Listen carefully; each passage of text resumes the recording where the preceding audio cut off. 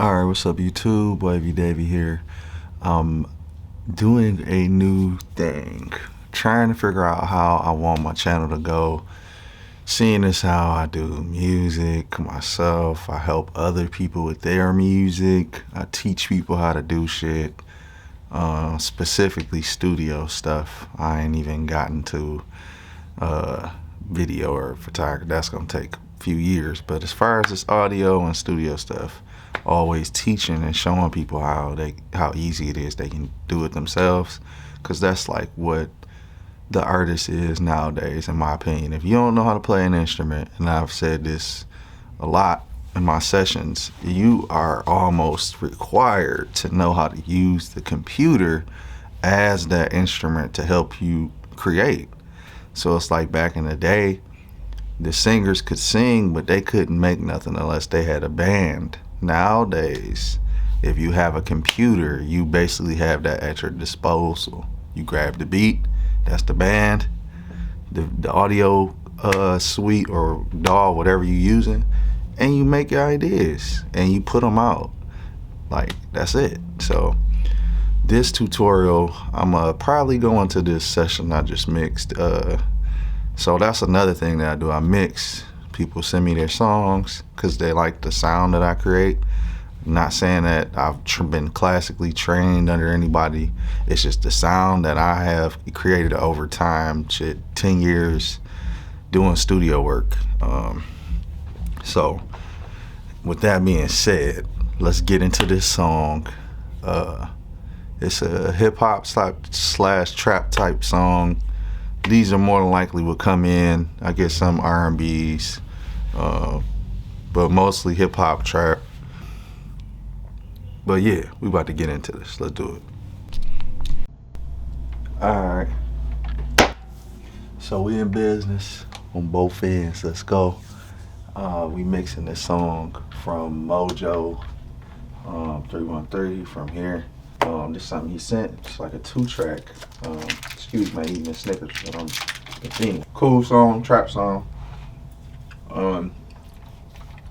If I turn all the effects off, or most of them, he already processed his auto-tune, so the vibe was right already. He recorded it in Logic, so we took it from Logic and put it in Pro Tools, which always is gonna help it sound better. Logic is cool if you know how to master it. It's a select few that I know, that I've heard of, that know like really what they're doing inside of Logic. I used to use it, but not anymore. Strictly Pro Tools for doing vocals and any type of mixing. It's just the best to me. So as soon as I put it in, I'm pulling it into my template, which is available on my website for only 30 bucks. I'm pulling it into the template because the template allows me to start a good foundation for my mix, because I know where I'm starting from.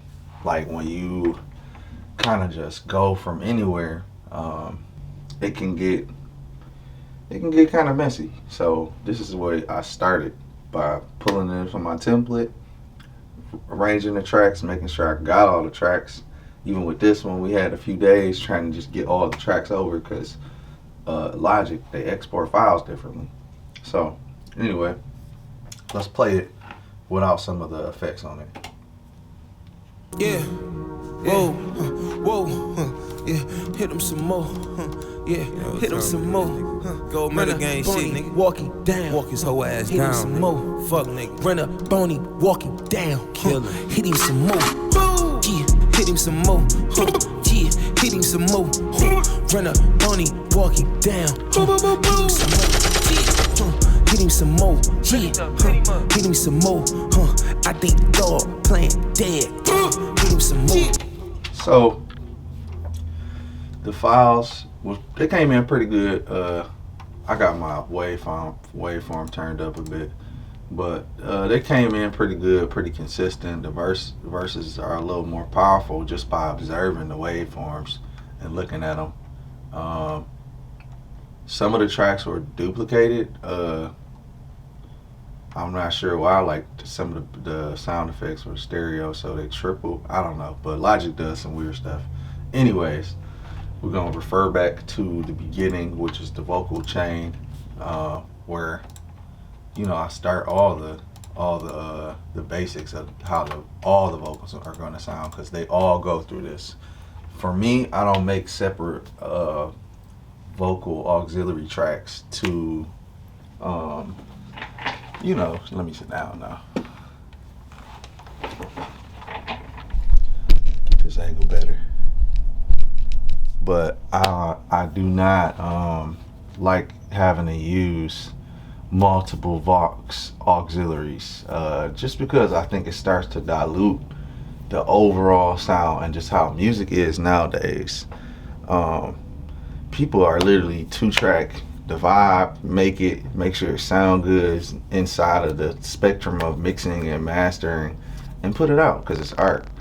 So I think the requirements of what we used to do, even when it comes to backgrounds or mixing and all of that, some of that stuff goes out the window as time progresses, technology progresses, because it's moving so fast. It's if you master something, anything, it's going to allow you to get that sound. But anyway, back on to the subject. Just make sure you have a foundation. That's all I'm saying. So for him, sent this over, 2-track mix, which most of the mixes that I'm doing now are 2-track mixes. Nobody's really full tracking it no more. I don't know. I mean, I get why, because I don't know. It's more work for sure. But sometimes it just feels like the beat kind of dies after you try to mix it so much and do this EQ for this and do this. It takes away from the original vibration or idea. So that's why people go through doing 1,000 freaking mixes, or it's just a lot. But I understand it. Hit him some more.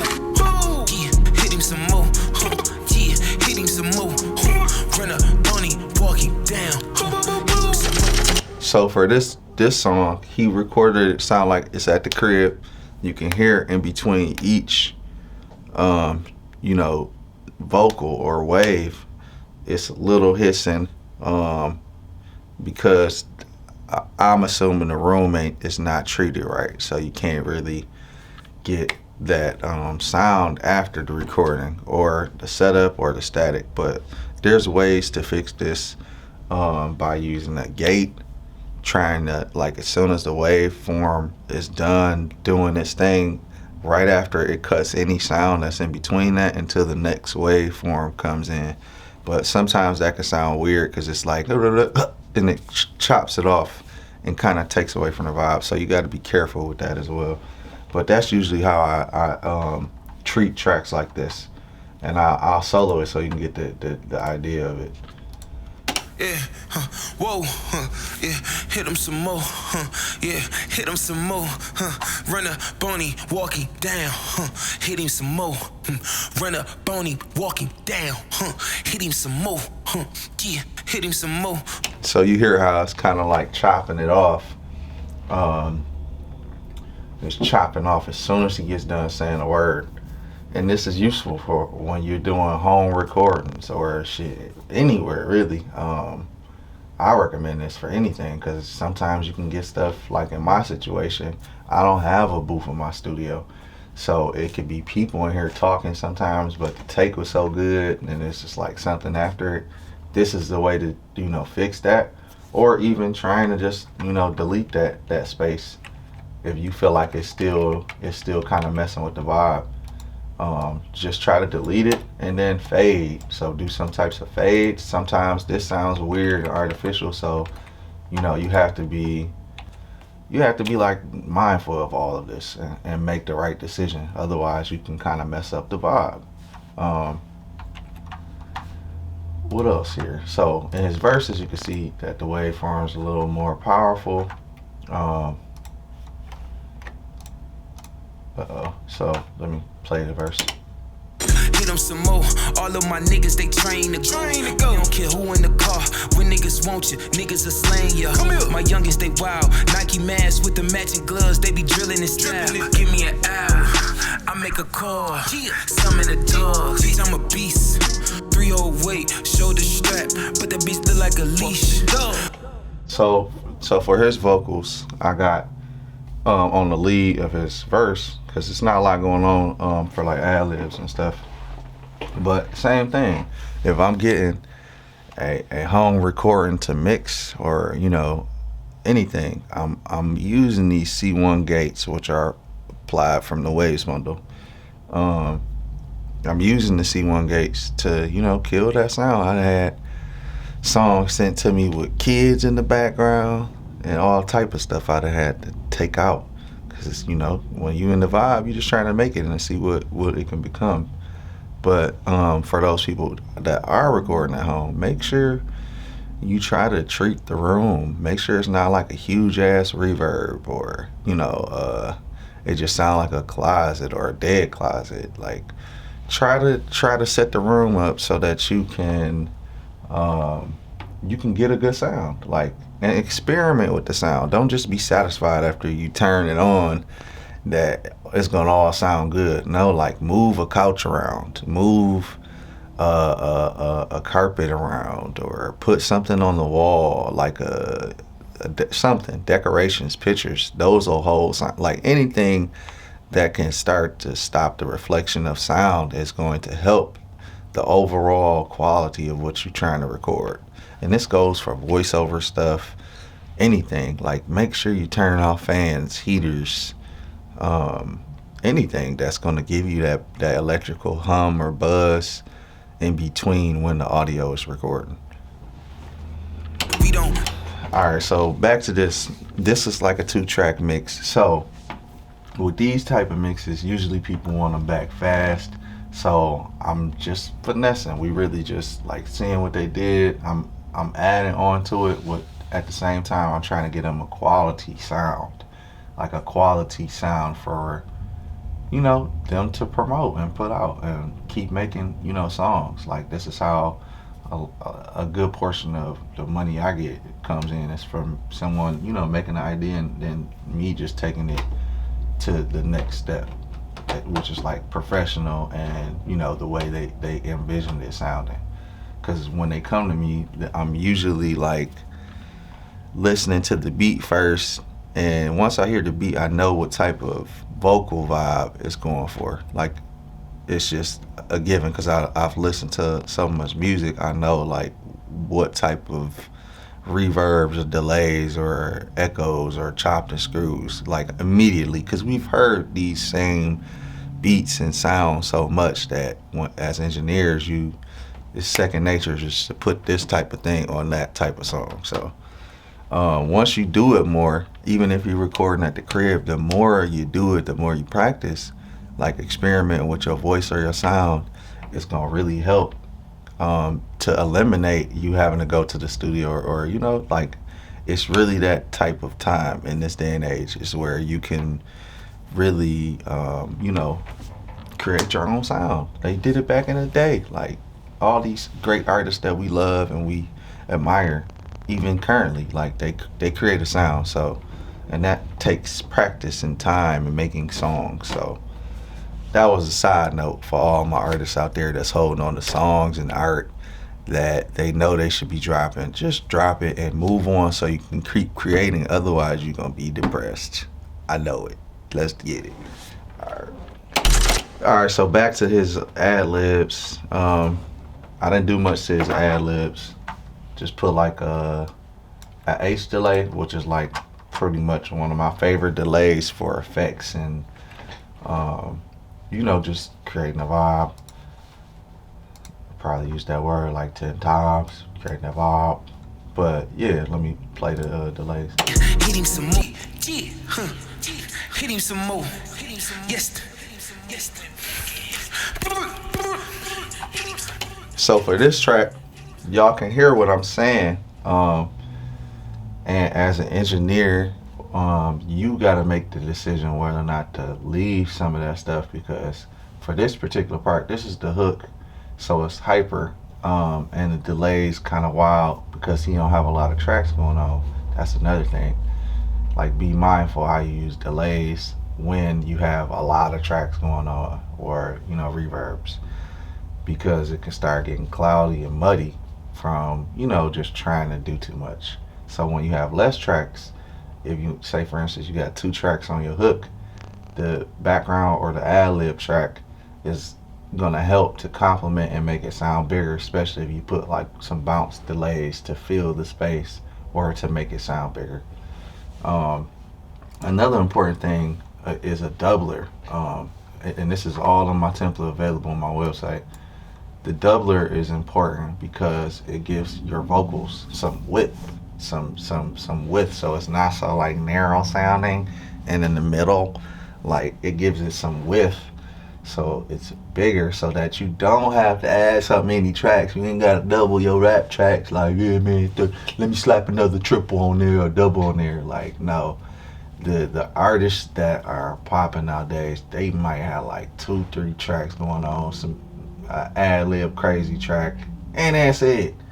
Like, stop thinking you got to keep adding tracks to make it sound powerful. No, you can use the effects to make stuff sound more powerful, or vibey. Like, when you get a good performance, it's not, you don't have to do a lot more to add into extra shit. Like, and prime example is Drake. Like, he ain't putting no backgrounds and super doubles and all this stuff on. It's clean and simple and to the point. And when it's required to put that type of stuff, we put it in there. Or when it makes sense, like not just because it's it's a standard or it's the way. Nah, it's art. It's anyway, anything goes in this. So with the H delay, use it.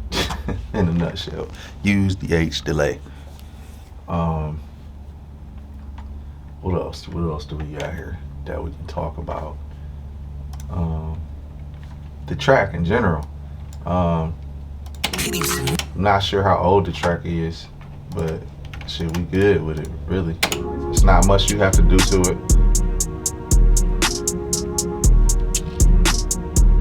It's simple vibey beat, so you just kind of go off the vibe. I see a lot of engineers like putting EQs and cutting in and da da da da da. Like, that kind of takes away from the producer, especially if they pretty good, because most of the music I'm working with or mixing is pretty good. Like, producers nowadays, like, they pretty much got it figured out, like on how to make solid beats and stuff like that. So as an engineer, when you start doing extra shit, you take away, it's like, it just takes away from the overall song vibe too.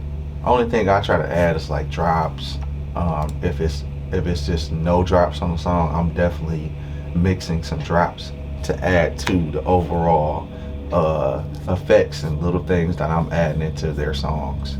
And usually what I'm doing is very simple. Like, I'm not trying to go over the top to take away from the idea, because most times these songs that I'm getting, they've been listening to them for months, so they already have a way, and they're just trying to tidy the song up. So usually with ad-libs, we're working in telephone effect or the radio speaker effect. For this one, I just kept them regular. I didn't feel like doing that. I feel like since we don't have a lot of tracks going on, which I mentioned earlier, I can leave his ad-lib in a normal tone. Usually when it's like 2 or 3 tracks in a verse or a hook, whatever, I feel like the ad-libs have to be pushed back a little bit, but at the same time be prevalent so that they can display the energy you're not trying to get off the hook or the verse. But for this one, I just got an R6 on all the ad-libs, so you can hear them out solo, or so you can hear them without the lead. Yeah, whoa. You know what time it is, nigga. Gold medal gang shit, nigga. Walk his whole ass down, nigga. Fuck niggas. Kill him. So simple. Even in there, you can still hear those hissings or the headphones being up a little too loud. That's another thing you got to be mindful of. Turn your headphones down when you record so that you don't get that feedback in them. And this is pretty much everybody. I do it sometimes too, even when I'm in here, because you vibe and you want to turn that thing loud. But when you're trying to get quality recordings, you want to turn them lower, because what's going to happen is you still hearing what's coming out the computer, but you get to hear yourself more. So usually when I'm recording, I have my Apollo like around like right there or anywhere in this area, depending on how loud the beat is. And I'm using these biodynamic things usually when I'm recording or listening or mixing. So yeah, try to get the volume below 50% because it's gonna help with your recording, how you sound, what you know, everything, pretty much everything. Well, yeah, that's pretty much it. Simple ways of helping your home recordings, and if you mixing at the crib, this will be good for you. Just little baby tips. Another one, the de-esser. We already know about that, but the de-esser, if you hearing or I have a de-esser on my main vocal aux track, which is up here. When you get good vocals, you don't have to use it too much, but it always helps. Like on every song, the de-esser helps, because if I feel like the vocal's too high, I can pull it down and it's gonna give it some grit, and you know that tone I'm looking for. I'm looking for a tone or a sound. I ain't just trying to record any old thing. I'm looking for a tone to, you know, try to make it out here, man. We're trying to get on the radio, on the billboards, and doing so, we trying to create those vibes that people can connect to. So I hope y'all learned something. Like, comment, subscribe. More videos like this coming. I have just learned how to record myself with 2 different angles. Let's get it.